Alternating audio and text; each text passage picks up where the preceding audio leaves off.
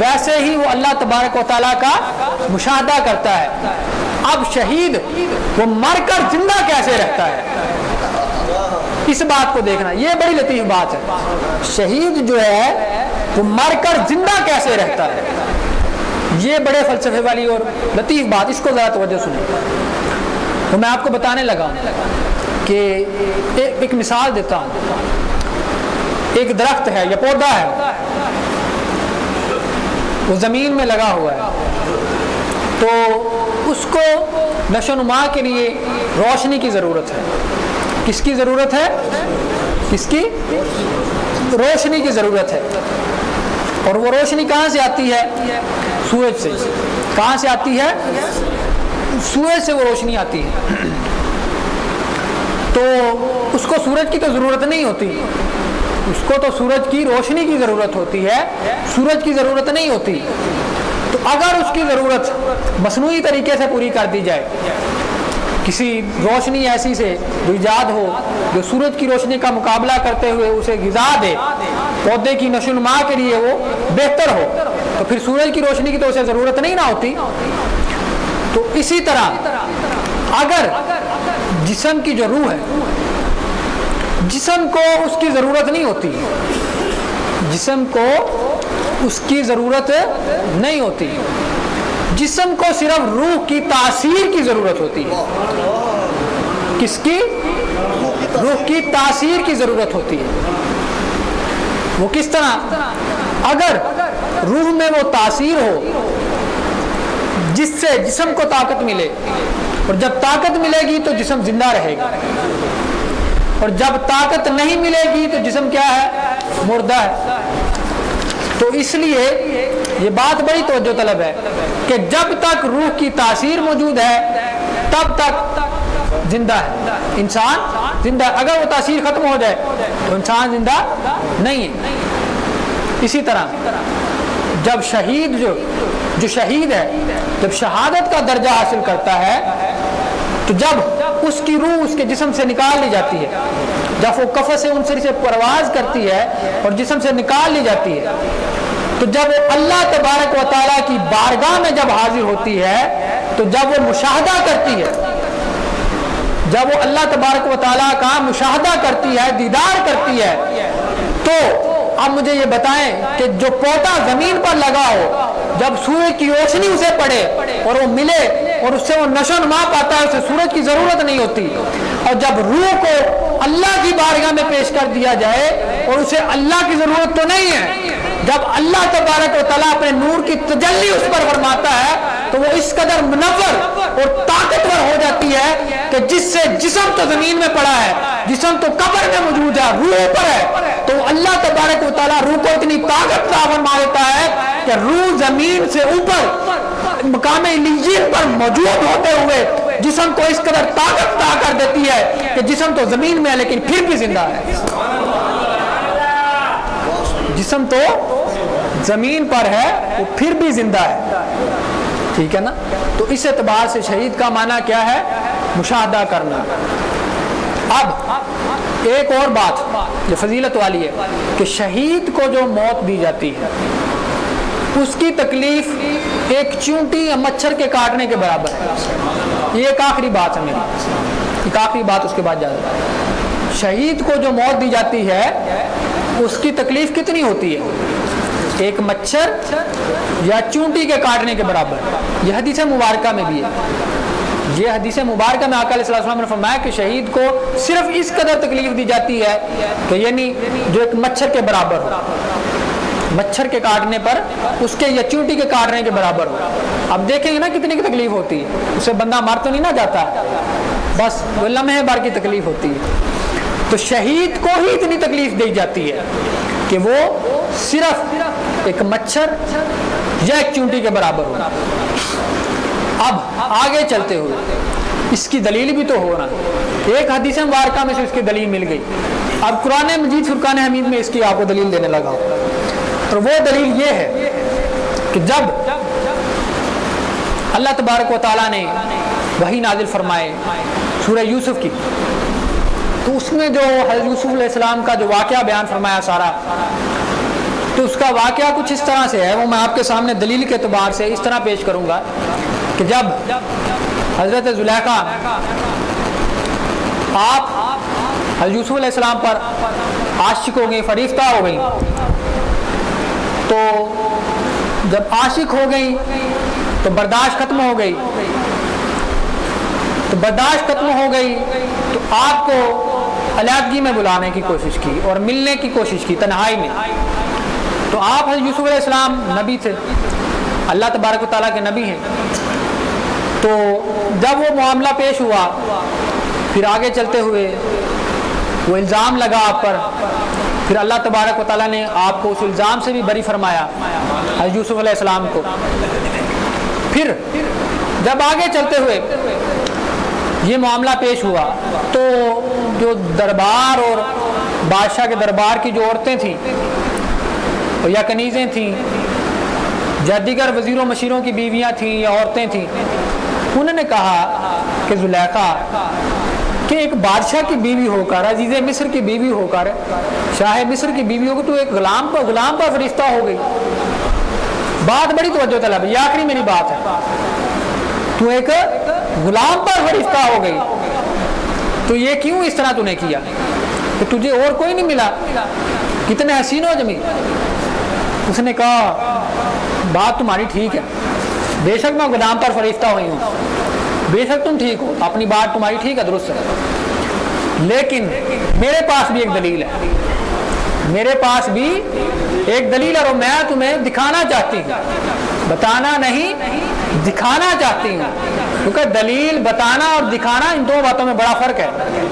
دلیل کو بتانا اور دکھانا ان دو باتوں میں کیا ہے؟ بڑا فرق ہے۔ انہوں نے کہا ٹھیک ہے بھائی دکھا دو دلیل کیا ہے۔ انہوں نے کہا چلو ٹھیک ہے، وقت مقرر کر لیا، دن مقرر کر لیا اور کہا کہ میں تمہاری دعوت کرتی ہوں تو لہذا تم آؤ۔ تو جب وہ آ گئی اس وقت پر مقررہ پر، تو جب وہ آ گئی تو لائن میں بٹھا دیا سبھی کو، ایک طرف آدھی عورتیں اور آدھی ایک طرف، ایسے قطار بن گئی دونوں سائڈوں پر، سینٹر میں جگہ خالی، جیسے یہ محفل میں سینٹر میں جگہ خالی نا، کچھ آدھے لوگ ادھر بیٹھے ہیں کچھ ادھر، تو اس طرح جگہ بن گئی۔ تو پھر حضرت زلیخا نے ان عورتوں کو پھل تھما دیے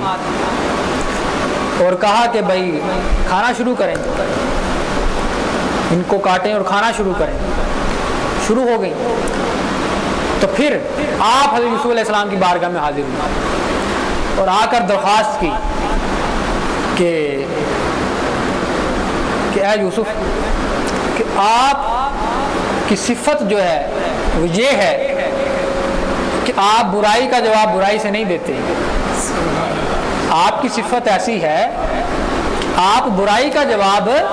برائی سے نہیں دیتے، آپ کی صفت میں یہ نہیں ہے بات موجود کہ آپ برائی کا جواب برائی سے دو، آپ کی صفت تو یہ ہے کہ آپ برائی کا جواب اچھائی سے دینے والے۔ تو میری یہ درخواست ہے آپ سے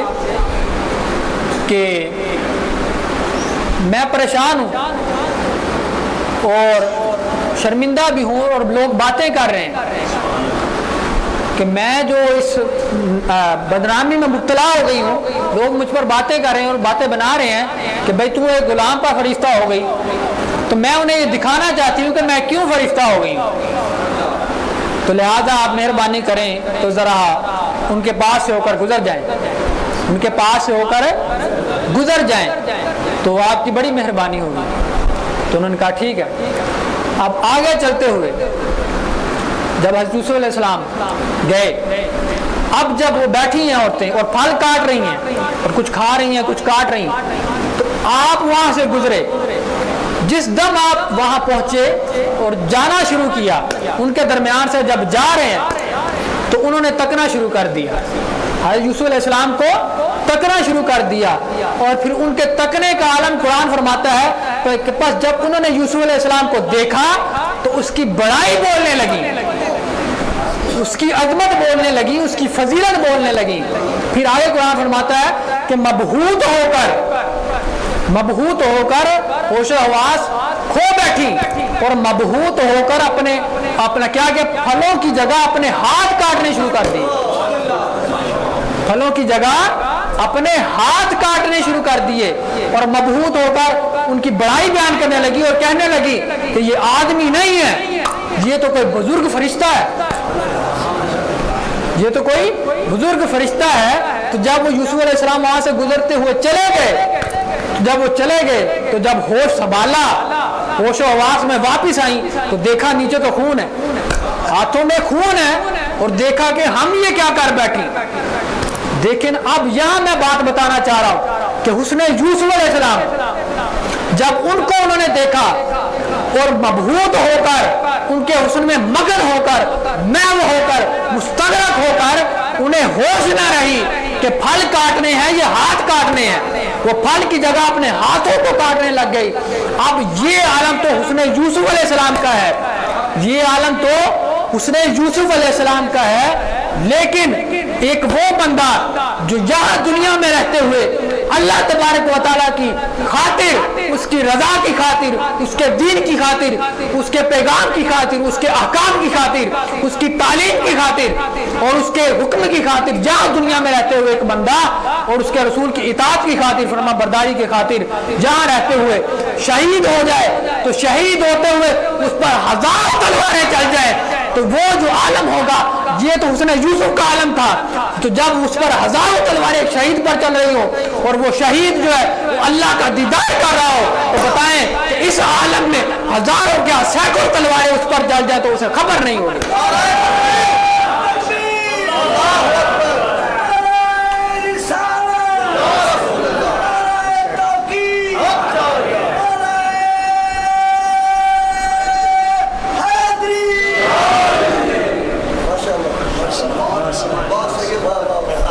तो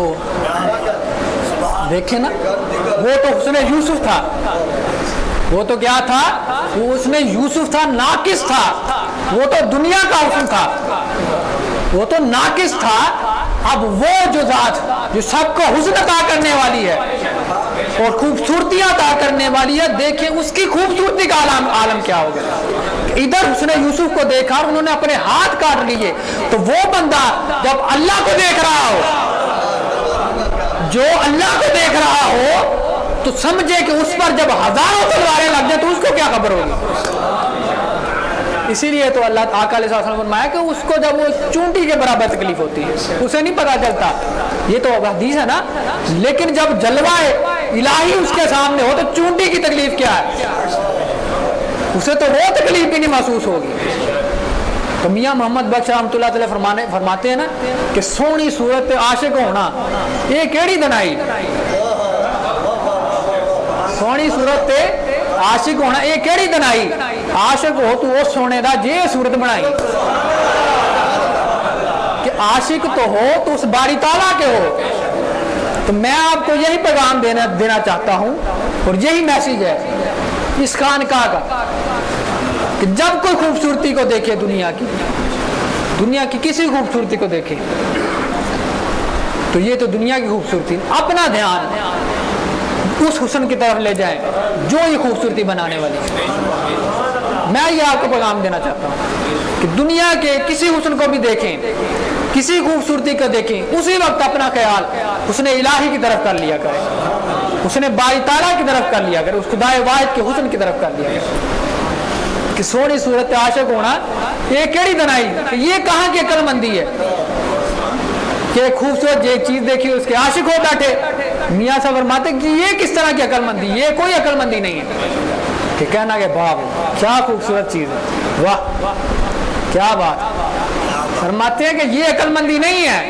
अक्लमंदी तो ये है, अकल का तकाजा तो ये है और फलसफा अकल का ये है कि अकल तो सवाल अपना सवाल करती है ना, फलसफा भी सवाल करता है कि सवाल ये है कि ये तो खूबसूरत है लेकिन जिसने इसे बनाया